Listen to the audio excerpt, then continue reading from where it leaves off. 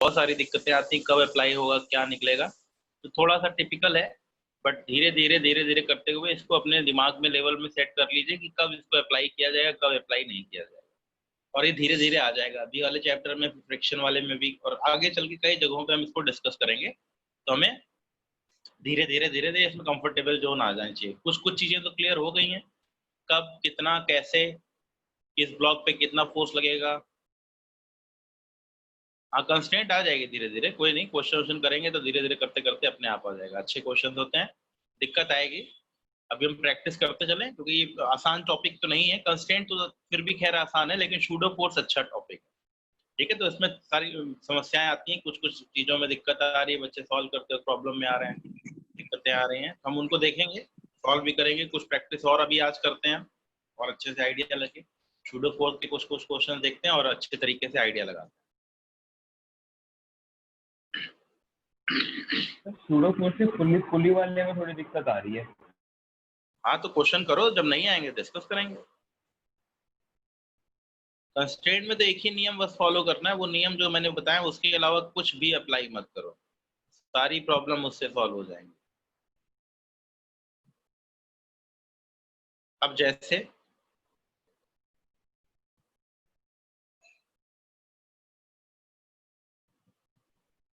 ये 5 का है, ये 10 का है, इस वाले को अगर मैंने चला दिया ए एक्सेलरेशन, पहले तो क्वेश्चन समझना बहुत जरूरी है।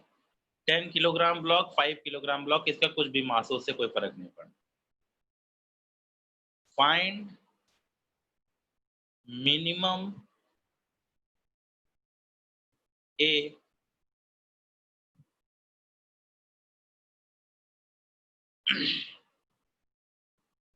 such that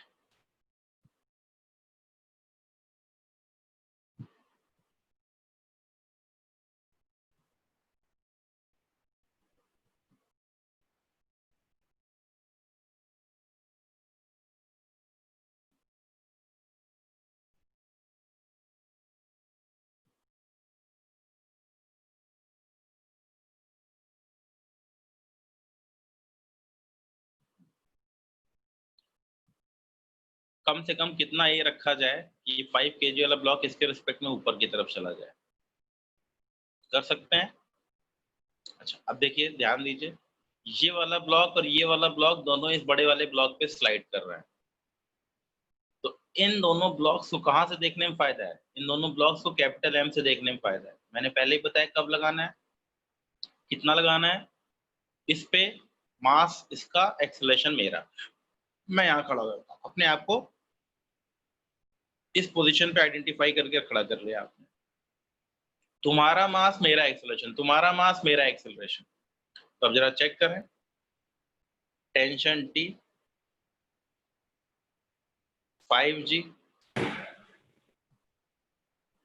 pseudo 5A, normal N, tension T normal N dash, weight 10G और सूडो 10। अभी कह रहा है कि ये सिस्टम ऊपर की, मतलब इस तरफ ही चले, ये वाला ब्लॉक ऊपर चले, ये वाला ब्लॉक नीचे चले। यहाँ से अगर हम देखें, फिगर बनाना चाहें, वीडियो एन को देखना चाहें तो एन देख सकते हैं, लेकिन ऊपर की तरफ चलना चाहता है ये ए डैश से,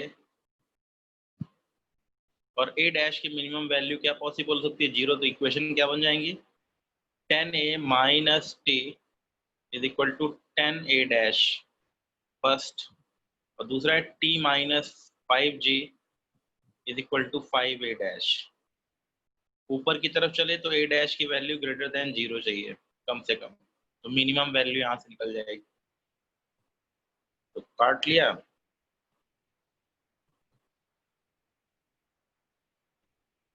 टेन ए माइनस 5G, ए डैश बराबर 2G माइनस ए है ना, सॉरी,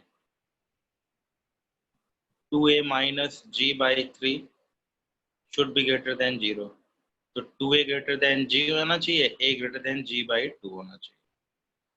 तो एक्सेलरेशन की वैल्यू जब g/2 से बड़ी होगी तब ये सिस्टम ऊपर की तरफ जाने लगेगा, अदरवाइज अगर a की वैल्यू लेस देन g/2 है तब वो ब्लॉक नीचे की तरफ चलेगा इसके रिस्पेक्ट।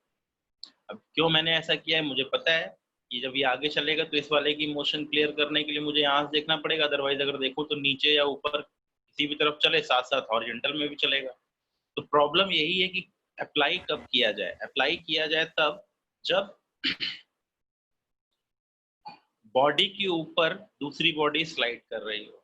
और स्लाइड करने की कंडीशन क्या है? स्लाइड करने की कंडीशन ये है कि ऊपर स्लाइडिंग ब्लॉक को नीचे वाले बड़े ब्लॉक के ऊपर से देख लिया जाए, और उसको लगा देखने के लिए एक एक्स्ट्रा फोर्स लगाना पड़ेगा, that equals to mass into acceleration. देखते हैं।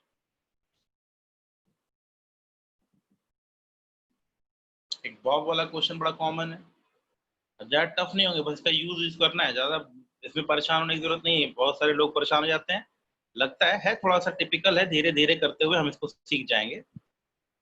ये टॉपिक तुरंत नहीं आता, धीरे धीरे आता है। एक बॉब लटका हुआ है, इस ट्रॉली को ए एक्सेलरेशन दे दिया। ये भी बड़ा कॉमन क्वेश्चन है।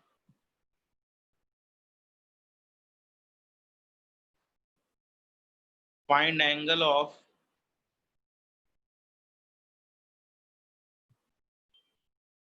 अच्छा, वो जो क्वेश्चन दिया था उसका डाउट पूछ रहे हैं, 10 10 20 मार्क्स वाला। चलो मैं वो भी कर लेता हूँ, इसके बाद वाला डिस्कस कर लेंगे, ठीक है ना?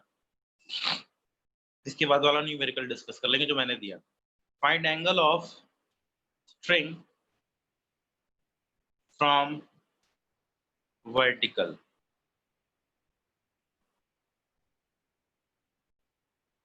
मुझे मालूम है इसको चलाऊंगा तो ये स्ट्रिंग किधर जाके रुकेगी आखिरकार? पीछे की तरफ। कितने एंगल पे? मान लेते हैं थीटा एंगल पे। टेंशन इधर, mg इधर, ये दो फोर्सेस लग रहे हैं। अब इसको चाहो तो ग्राउंड से देख लो, अब चाहो तो विद रिस्पेक्ट टू एलिवेटर देख लो। First, with respect to ground अगर आपने चेक किया तो टेंशन और mg, और तुमको दिखेगा कि ये इस तरफ a एक्सेलरेशन से जा रहा है, तो इसको t को रिजॉल्व कर लो। t cos थीटा, हाँ, t sin थीटा। जो इधर a की तरफ जा रहा है तो t sin थीटा बराबर मास इनटू एक्सेलरेशन। वर्टिकल में जा रहा है तो t cos थीटा बराबर mg। वर्टिकल में जा ही नहीं रहा, दोनों को डिवाइड कर दिया। tan थीटा बराबर a बाई जी, या theta is equal to tan inverse a by g. Angle पूछ ले तो ठीक है। दूसरे मेथड में, दूसरे में हम विद रिस्पेक्ट टू किसके देखें? With respect to trolley. With respect to trolley देखें तो क्या होगा? टेंशन लगा दिया, mg लगा दिया, और ट्रॉली से खड़े होकर देख रहे हैं। ट्रॉली खुद जा रही है ऐसे, तो इस पे एक शूडो भी लगाना पड़ेगा, दैट इज mg नीचे, टेंशन इधर, और ये किस पे है? At rest. ट्रॉली से देखने पे ये एट रेस्ट पे आएगा। तुम कहीं से देखो, इस केस में आप दोनों जगहों से देख सकते हो। विद रिस्पेक्ट टू ग्राउंड से भी मोशन क्लियर हो रही है, और विद रिस्पेक्ट टू ट्रॉली से भी मोशन क्लियर हो रही है। लेकिन कई बार मोशन क्लियर नहीं होगी, तब तो पक्की बात है ट्रॉली से ही देखना पड़ेगा। टेंशन को रिजॉल्व किया, एंगल थीटा था ये, इधर आ गया टी कॉस थीटा, इधर आ गया टी साइन थीटा। रेस्ट पे है, ये इसको बैलेंस कर लेगा, ये इसको बैलेंस कर लेगा। टी साइन थीटा बराबर एम ए, और टी कॉस थीटा बराबर एम जी। इक्वेशन में कोई अंतर नहीं है, वैल्यू में भी कोई अंतर नहीं है।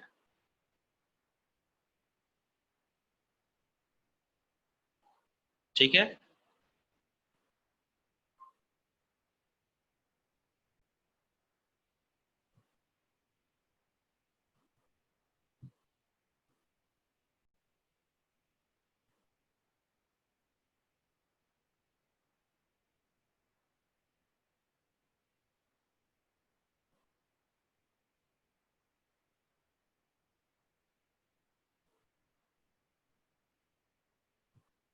ये नीचे की तरफ जा रहा है अपना नॉर्मल तरीके से, a is equal to g sign.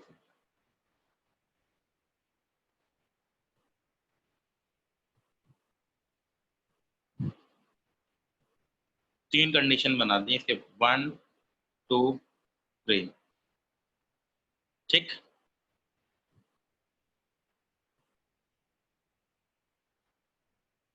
Find orientation of bob and angle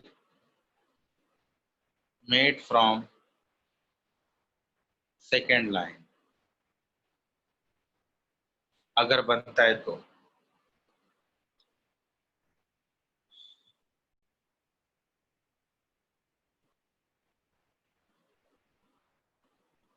incline पे एक ट्रॉली चली जा रही है, सोचिए समझिए और बताइए। पहली बात तो ये सोचना है कि 1 ओरिएंटेशन होगा, 2 ओरिएंटेशन होगा या 3 ओरिएंटेशन होगा।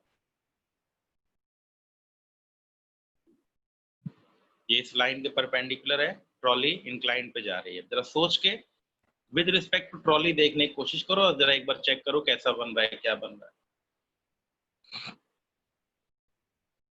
मुझे बताओ पहले तो 1 2 3 में से कौन सा ओरिएंटेशन आएगा, उसके अकॉर्डिंग ही फिर आगे डिस्कस करते हैं।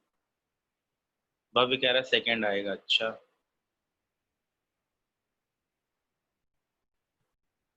सेकंड आएगा, अच्छी बात है।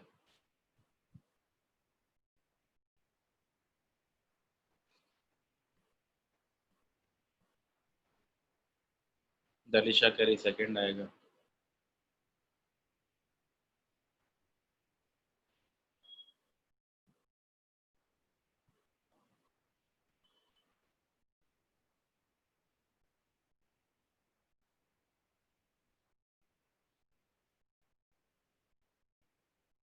कर्ज भी कह रहा है सेकंड आएगा, बॉब को देते हैं।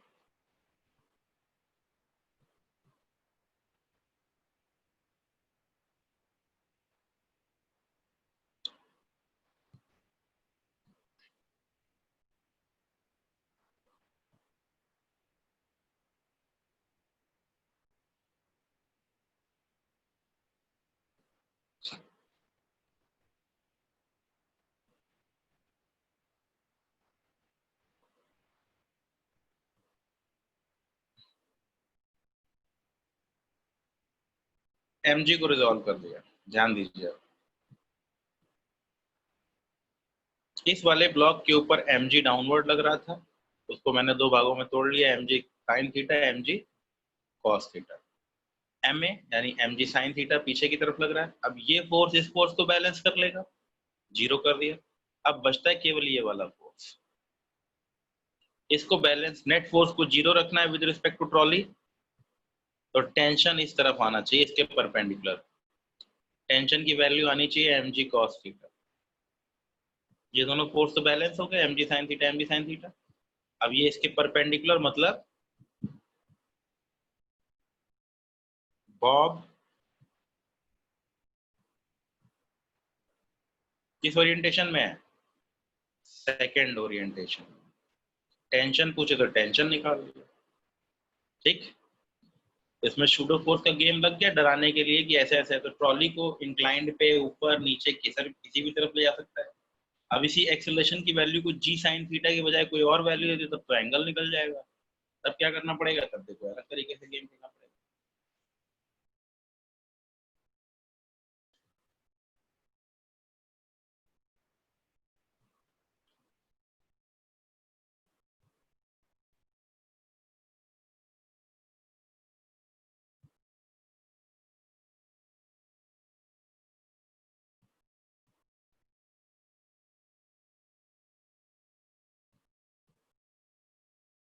1 2 3, तीन ओरिएंटेशन।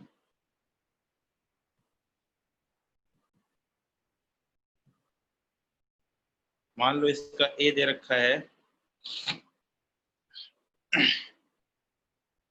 3g/5,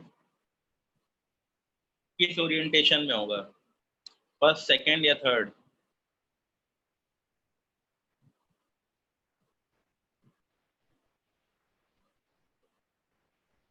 first.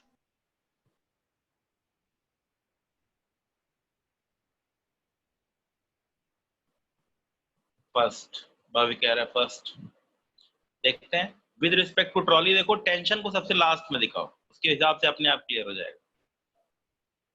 मौलिक कह रहा है फर्स्ट फर्स्ट फर्स्ट, सभी लोग कह रहे हैं फर्स्ट, अच्छी बात है।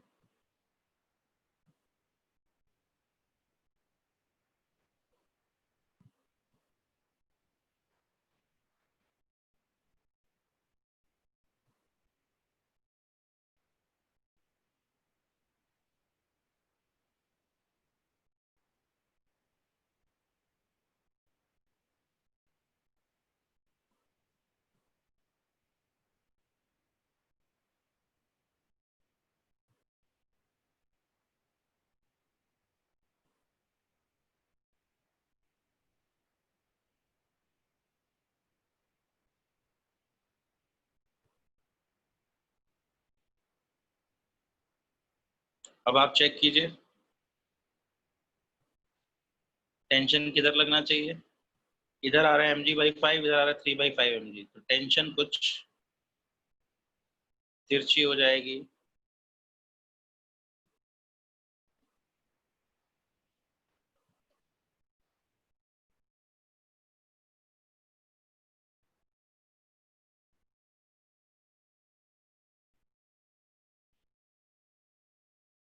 ये एंगल अगर थीटा ले लिया जाए तो t cos थीटा बराबर 3/5 mg और t sin थीटा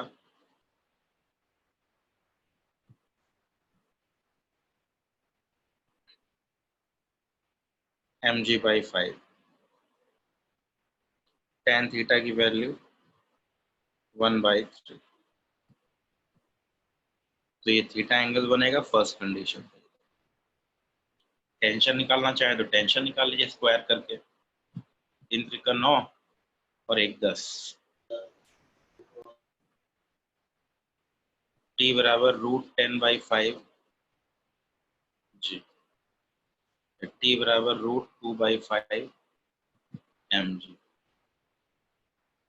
ठीक है, टेंशन में निकल सकती है। तो शूडो का गेम थोड़ा सा ध्यान रखना है, इसीलिए प्रैक्टिस वाइज थोड़ा सा अच्छे तरीके से अलग अलग प्रैक्टिस कर रहे हैं।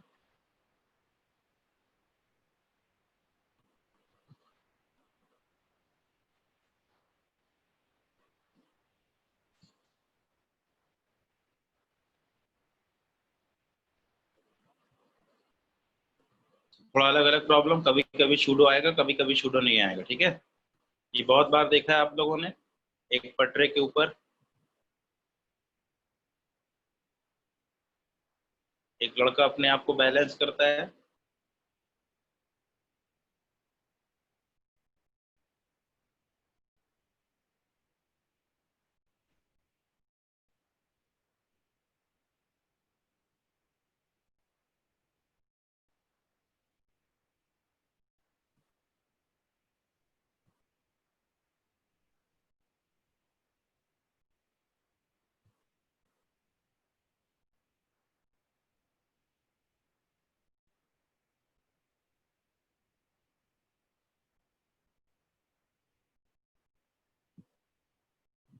एक बॉक्स बना रखा है,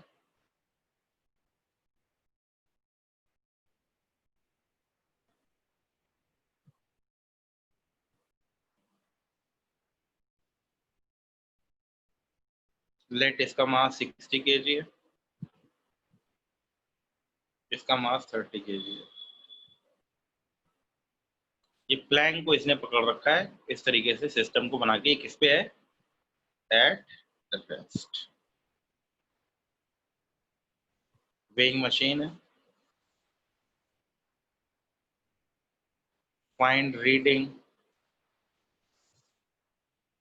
ऑफ वेइंग मशीन, मतलब कुल मिला के इनडायरेक्टली इन दोनों के बीच का नॉर्मल पूछ रहा है। तो ये क्वेश्चन बड़े कॉमन है, ऐसे बहुत सारे आपको देखने को मिलेंगे। तो ये क्वेश्चन कैसे करेंगे, दोनों को अलग अलग ट्रैक कर लीजिए, ये 60 kg का है, 30 kg का, इस पे ये ब्लॉक इस पे जुड़ा हुआ है, इसको ये बॉक्स ही मान सकते हैं। ठीक है ना, तो 60 kg का मास आदमी का, 30 kg का बॉक्स दे रखा है। अब जरा एक बार एफबीडी बनाइए दोनों भाइयों का, उसके हिसाब से नॉर्मल की वैल्यू कैलकुलेट करें। एट रेस्ट हैं, अभी फिलहाल रुके हुए, तो ग्राउंड से देखूं चाहे ट्रॉली देखूं कोई फर्क नहीं पड़ता।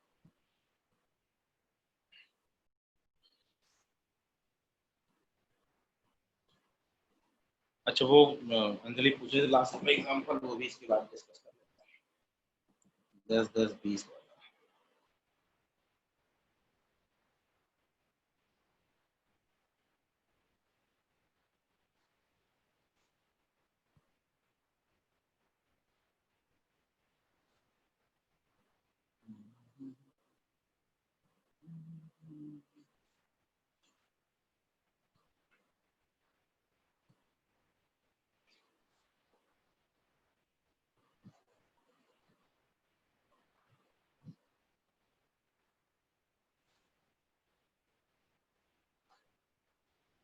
कहाँ गई प्रॉब्लम?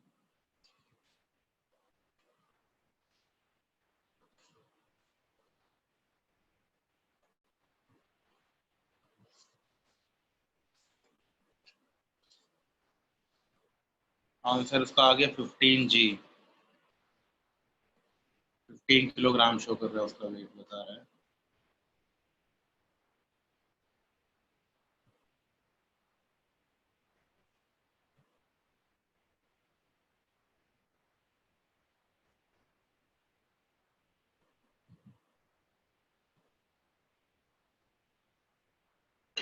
कहाँ गई प्रॉब्लम?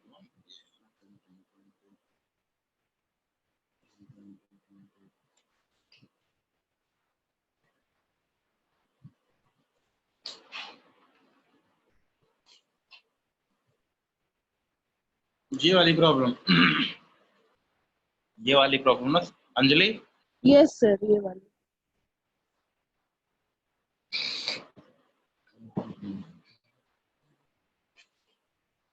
पहले ये वाली कर लेते हैं, फिर इसका ये कर। 15G आ रहा है भाई, आसान सा है, इसमें ज़्यादा दिमाग नहीं लगाना है। दो आदमी दे रखे हैं, मतलब दो ब्लॉक्स हैं, आदमी को ले लिया 60G, 60G नीचे, इधर से टेंशन T, इधर से टेंशन T, और जमीन से नॉर्मल है। देखो इधर टेंशन T, इधर टेंशन T, आदमी के ऊपर लग रहा है, इधर जमीन से नॉर्मल लग रहा है और वेट लग रहा है। दो टेंशन दिखा दी और T ब्लॉक के ऊपर आ गए, ऊपर से नॉर्मल लग रहा है, नीचे 30G लग रहा है और दो तरफ टेंशन लग रहा है 30, दोनों रेस्ट पे। तो इक्वेशन क्या हो जाएगी? 2T + N = 60G, और इधर आ गया 2T - N = 30G। दूसरे वाले में तीसरे वाला घटा दिया तो 2N बराबर आ गया 30G, N बराबर 15G।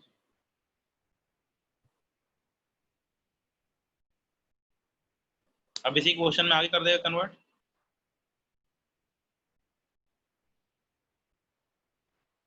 To find real wait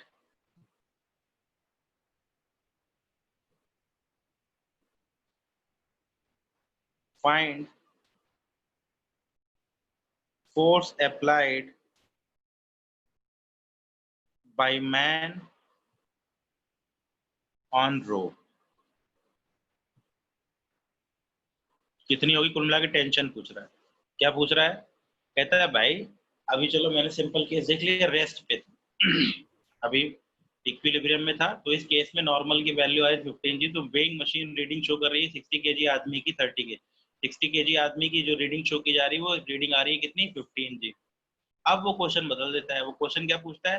कहता है भाई 2T + N बराबर इतना इतना, तो अब मुझे रियल वेट चाहिए, यानी N की वैल्यू उसने कह दी। To find real weight find force applied by the man on the rope, यानी टेंशन पूछ रहा है। FBD यही रहेगा। तो उसको क्या करना पड़ेगा? ऊपर की तरफ खींचना पड़ेगा कि नीचे की तरफ, मतलब थोड़ा टेंशन को बढ़ाना पड़ेगा, टेंशन को घटाना पड़ेगा? टेंशन को बढ़ाना पड़ेगा, और ऐसी कंडीशन में दोनों ब्लॉक्स जाने लगेंगे ऊपर की तरफ।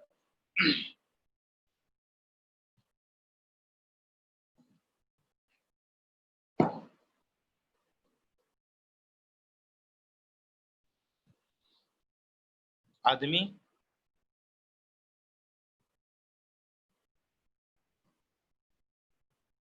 Tension tension normal block tension, हाँ टेंशन नॉर्मल 30। अब दोनों को ऊपर की तरफ चलना पड़ेगा, ए एक्सेलरेशन। दोनों एक ही साथ चलेंगे, दोनों अलग तो कभी होंगे नहीं, तो दोनों जाएंगे तो साथ ऊपर जाएंगे, नहीं तो अलग अलग, क्योंकि कांटेक्ट मेंटेन रखना है, दोनों को साथ साथ ही चलना पड़ेगा। ठीक, तो ये दोनों ऊपर क्यों जाएंगे, क्योंकि हमको टेंशन को बढ़ाना है। टेंशन को बढ़ाने के लिए मैं खींचूंगा, जब उसको, जब इस पुली ऊपर से मैं डोर को खींचूंगा, तब टेंशन की वैल्यू उसके हिसाब से निकल जाएगी, है ना। तब देखो एन की वैल्यू दे रखी है, रियल रीडिंग एन उसने बता रखा है कि वेट कितना आना चाहिए, 60G। तो 2T + 60G - 60G = 60 है फर्स्ट। इस वाले में 2T - n - 30G = 30 है, और n की वैल्यू 60G है, तो 2T - 90G = 30 है।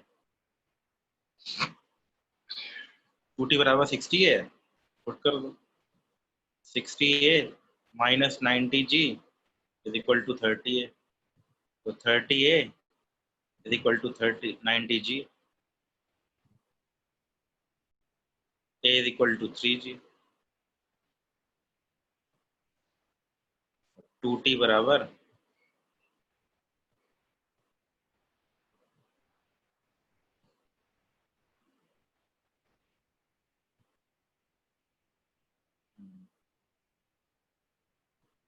60 × 3G 90G, T = 90G। देख लीजिए, 2T + n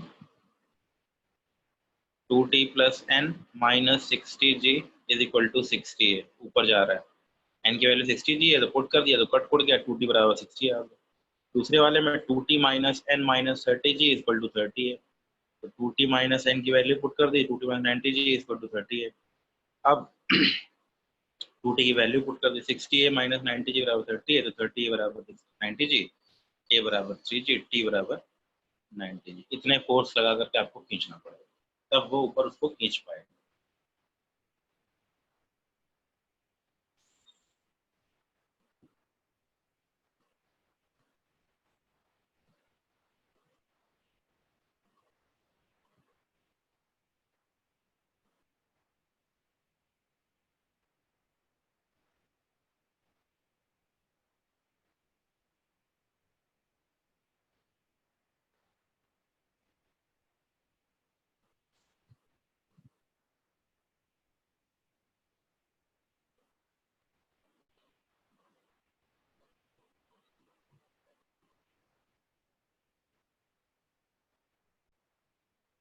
Man climbed on rope with acceleration g/5. Find acceleration of 30 kg block.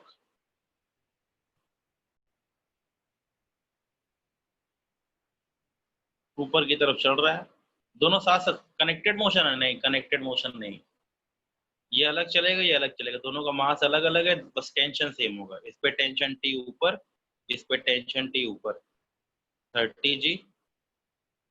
हम रोप को पकड़ के चढ़ रहे हैं, रोप से बंधे नहीं हुए, दोनों केसेस में अंतर है, ठीक है, ध्यान रखना है। तो इसके लिए इक्वेशन हो जाएगी T - 60G = 60 × A, that is G/5। T = 60G + 12G = 72G। T की वैल्यू आ गई। अब इस वाले के लिए इक्वेशन क्या हो जाएगी, एक्सेलरेशन के लिए T - 30G = 30A dash, A dash = 72G - 30G / 30, 42/30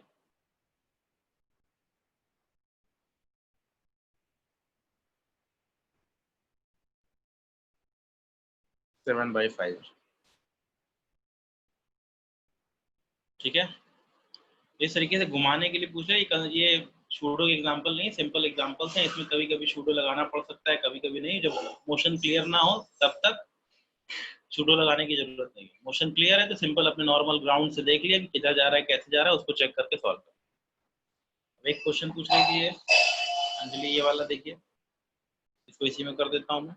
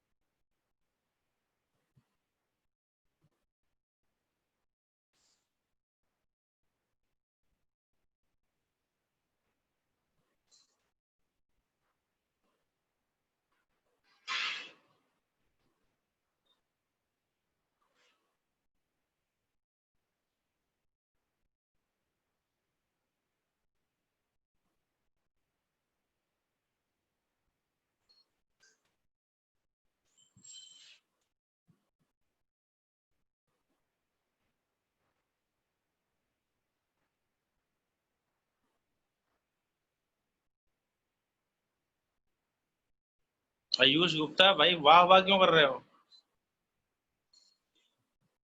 वाह क्यों कर रहे हो? हाँ, काफी खुशी हो रही है तो बताओ।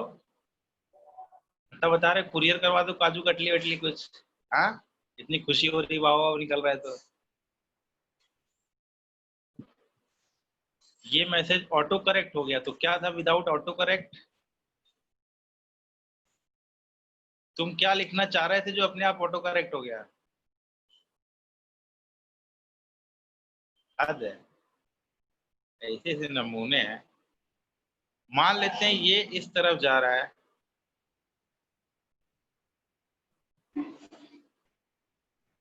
ए से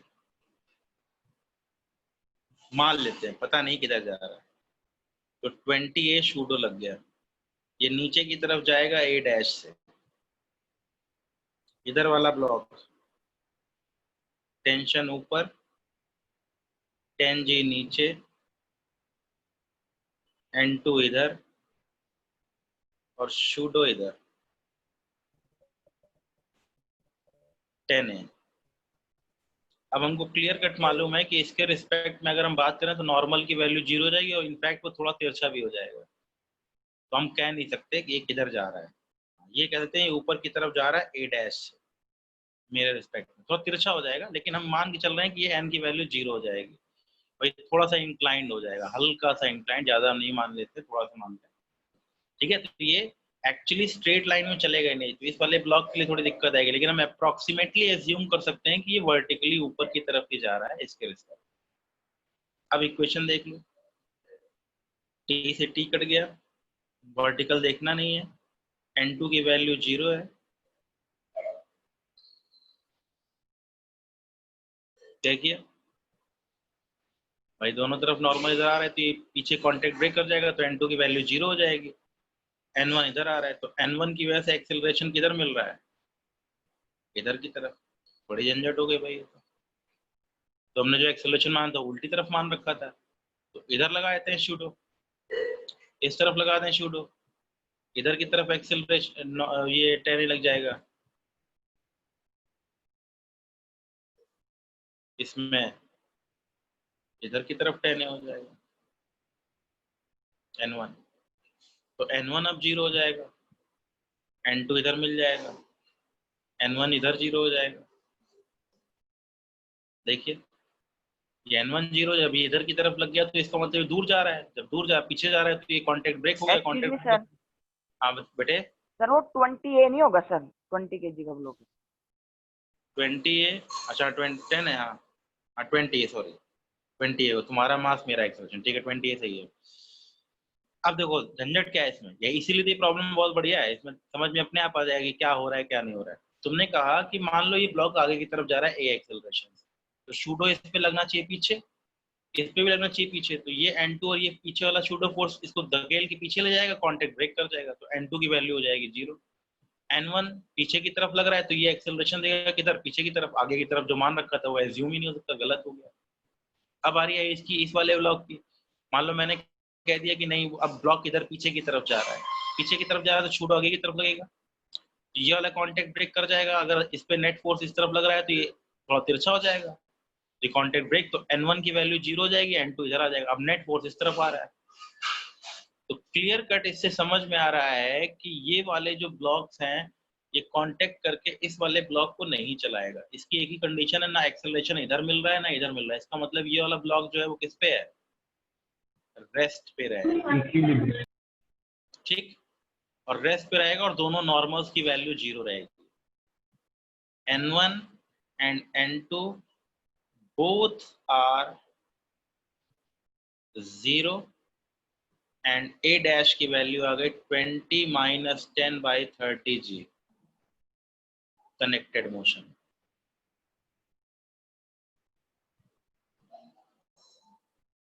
Big block at rest।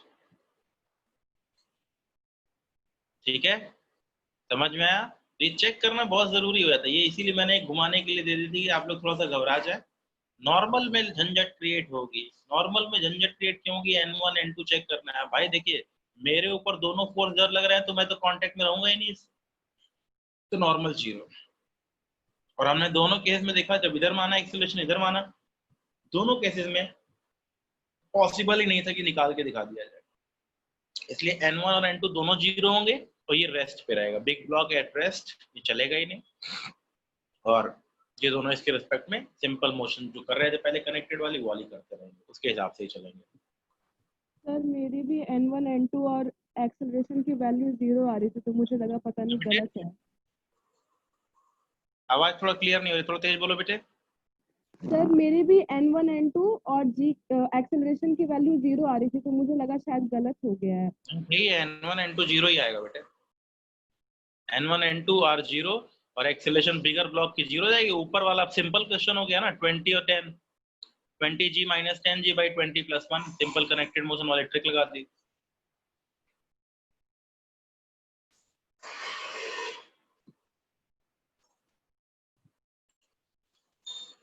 अब स्ट्रिंग को पकड़ के चलना स्ट्रिंग से बंद के चलने में अंतर है, वैसे ये दे रखा है।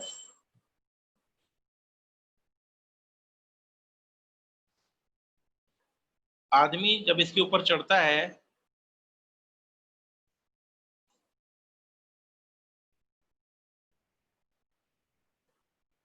ये कैपिटल M का, ये ऊपर की तरफ जा रहा है A, तो इसका एक्सेलरेशन नीचे की तरफ नहीं होगा, इसका भी एक्सेलरेशन ऊपर की तरफ A डैश होगा। कोई दूसरा ले लो एक्सेलरेशन, इक्वेशन क्या बन जाएगी, T माइनस mg बराबर ma, और इधर बन जाएगी T माइनस mg बराबर ma डैश। तो स्ट्रिंग से बंध के चलना और स्ट्रिंग को पकड़ के रोप को ऊपर चलना, दोनों केसेस में अंतर है, ध्यान रखिएगा इस चीज का।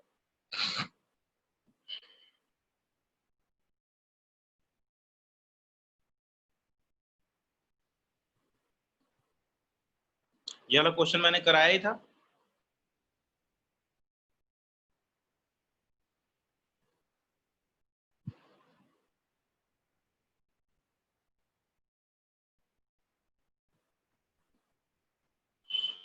कहता है इधर से 3 मीटर की दूरी पे टेंशन बताओ,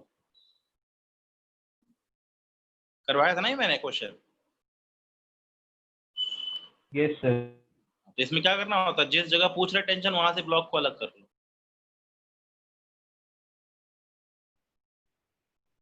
ये 3 हो गया, टेंशन हो गया, ये 7 हो गया 100 से। ए की वैल्यू आ रही है 100/10, दैट इज 10, तो टी बराबर 3 है, टी बराबर 3 × 10, दैट इज 13 न्यूटन। देख लीजिए।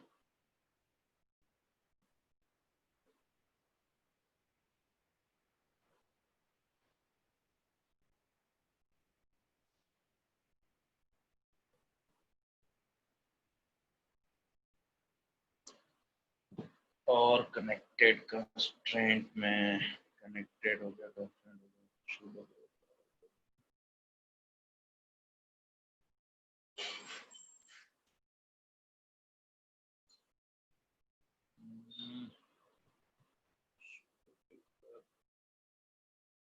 फ्रिक्शन वाला ही आएगा अभी तो फिलहाल के लिए, फ्रिक्शन में नहीं।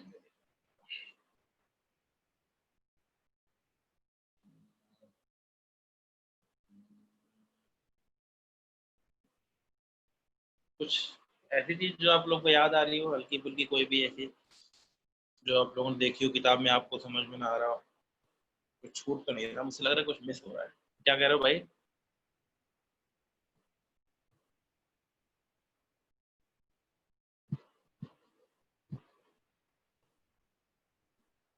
शूडो फोर्स का पुली वाला कराने कह रहे हो, ठीक है, ध्यान दो। ये एक बड़ी पुली है, चलो ध्यान दो भाई सब लोग। एक ये दूसरी पुली है,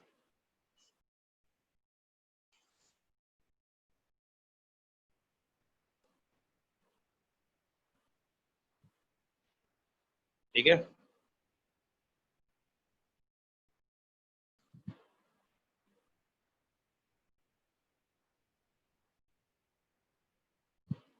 ये पुली वाले में कई लोगों को डाउट था।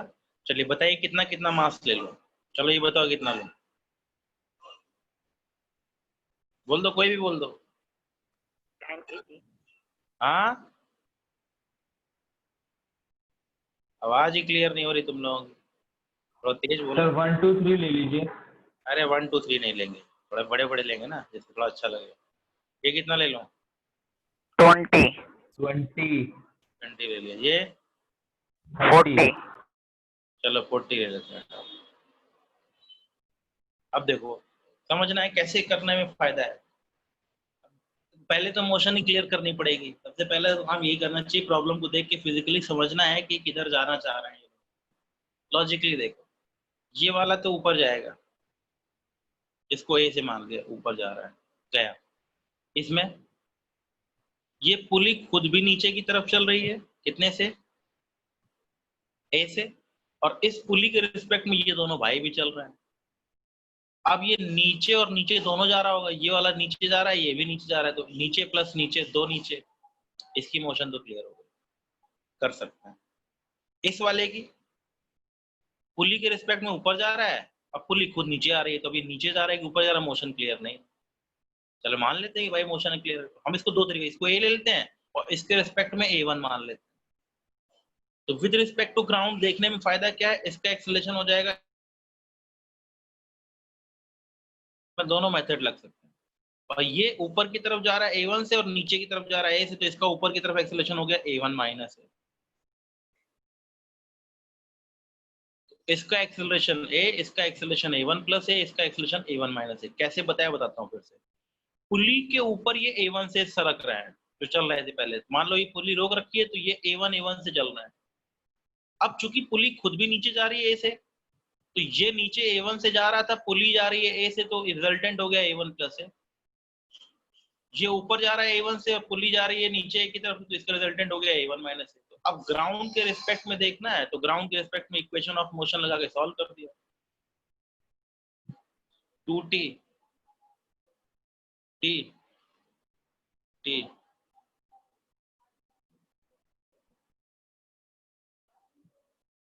20 का एक्सेलरेशन नीचे ऊपर कुछ पता नहीं कहाँ होगा। अरे भाई ये 40 नीचे जाएगा ना, भारी है, तो 20 किधर जाएगा? ऊपर जाएगा। अब पुली नीचे की तरफ जा रही है, ये 20 40 जिसको ऊपर ले जा रहा है, वो किधर जा रहा है, वो मोशन बाद में क्लियर हो, डिपेंड करेगा A और A1। ठीक है, टी लग गया, इक्वेशन बन गई। क्या इक्वेशन बन गई, फिर से लिख देता हूँ मैं। ठीक है, ध्यान दो, अब ये नीचे जा रहा है, 40g minus T is equal to 40 A1 plus A, acceleration है। ये ऊपर जा रहा है, तो t माइनस 20g बराबर 20 A1 माइनस है। ये ऊपर जा रहा है, तो 2t माइनस 10g बराबर 10। ये तो था जनरल में। अब मैंने लगाया विद रिस्पेक्ट टू पुली के केस में, इसके रिस्पेक्ट,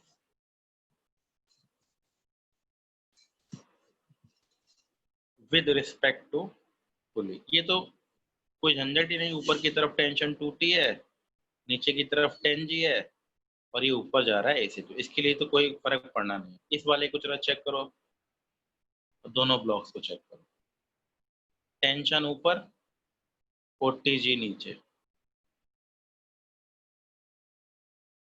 अब ये मेरा रेफरेंस फ्रेम है,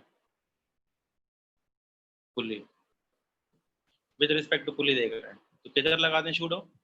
नीचे जा रहा है तो शूडो किधर लगेगा? ऊपर। और मेरे रिस्पेक्ट में ये नीचे की तरफ जा रहा है A1 से। इस पे टेंशन ऊपर, 20G नीचे, शूडो पुली नीचे जा रही है, शूडो लगेगा ऊपर की तरफ, दैट इज 20A। अब मेरे रिस्पेक्ट में किधर जा रहा होगा? A1 से ऊपर। अब इक्वेशन लिखो, फिर वही इक्वेशन बन जाएगी। इसके लिए इक्वेशन क्या बन जाएगी? नीचे जा रहा है तो 40G minus T minus 40A is equal to 40A1। Net force बराबर मास इनटू एक्सीलरेशन। ये ऊपर जा रहा है तो T plus 20A minus 20G is equal to 20A1 second. ये वाला ब्लॉक सिंपल था, इसका तो क्वेश्चन था ही नहीं कोई। 2T माइनस 10G बराबर 10 है। सेम इक्वेशन है, कोई अंतर नहीं पड़ा। तो इसको देखा ग्राउंड के रिस्पेक्ट में, मतलब देखा तो मोशन के अंदर मोशन हो रही थी तो कंफ्यूजन क्रिएट हो रहा था, तो इसलिए बेटर था कि इस वाले ब्लॉक, इन दोनों ब्लॉक्स को इस पुली से देख लिया जाए। तो इन दोनों को इस पुली से देखने के लिए मुझे क्या लगाना पड़ेगा? Pseudo force. शूडो फोर्स क्या होता है? तुम्हारा मास मेरा एक्सेलरेशन, तो मैं पुली पे खड़ा हुआ हूँ, पुली पे पुली नीचे की तरफ जा रही है ऐसे, तो मुझे दोनों पे शूडो लगाना, दोनों पे शूडो ऊपर लगेगा। इनकी मोशन से कोई लेना देना नहीं। मैंने पहले ही बताया, शूडो फोर्स अप्लाइड होता है ब्लॉक के ऊपर और उसकी डायरेक्शन जो डिपेंडेंट होती है वो होती है रेफरेंस फ्रेम के ऊपर डिपेंडेंट। तो अब ये वाला जो ब्लॉक है ये ऊपर जा रहा है, ये वाला ब्लॉक जो आ रहा है नीचे आ रहा है। तो कोई कहेगा सर ये ऊपर जा रहा है तो शूडो नीचे लगा दें, ये नीचे जा रहा है तो शूडो ऊपर लगा दें। जी नहीं, ये इस पे डिपेंडेंट ही नहीं है। डिपेंडेंट किसके ऊपर है? मैं किधर जा रहा हूँ? मैं जा रहा हूँ नीचे, तो तुम्हारा मास मेरा एक्सेलरेशन मेरे अपोजिट, तो तुम्हारा मास 20, मेरा एक्सेलरेशन A और मेरे अपोजिट मतलब ऊपर की तरफ। तुम्हारा मास 40, एक्सेलरेशन A और मेरे अपोजिट मतलब ऊपर की तरफ। अब मेरे रिस्पेक्ट में ये वाला ब्लॉक नीचे स्लाइड कर रहा है, ये वाला ब्लॉक ऊपर स्लाइड कर रहा है। अब इक्वेशन लिख दी, नेट फोर्स बराबर mass into acceleration. 40G minus T minus 40A net force बराबर मास इनटू एक्सेलरेशन। ये ऊपर जा रहा है तो T plus 20A minus 20G बराबर मास इनटू एक्सेलरेशन 20A1। ये वाला ब्लॉक किधर जा रहा है? ये वाला ब्लॉक जा रहा है ऊपर की तरफ, तो 2T माइनस 10। ये तो सिंपल ग्राउंड के रिस्पेक्ट में ही है। जो ग्राउंड के रिस्पेक्ट में, उसको लिखने की जरूरत नहीं है विद रिस्पेक्ट टू ग्राउंड, वो अपने आप अंडरस्टूड है विद रिस्पेक्ट टू ग्राउंड ही है, जब कुछ मेंशन ना करें। हाँ, विद रिस्पेक्ट टू पुली लिखने पे आपको थोड़ा ध्यान रखना है। अब ऐसे में 4 वाले ब्लॉक भी दे दिए थे मैंने।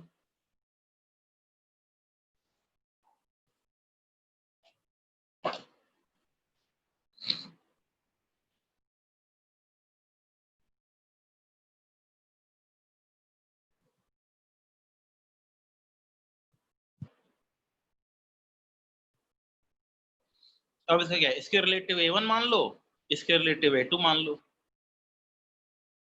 ये ऊपर जा रहा है A से, तो ये नीचे आ रहा है A से।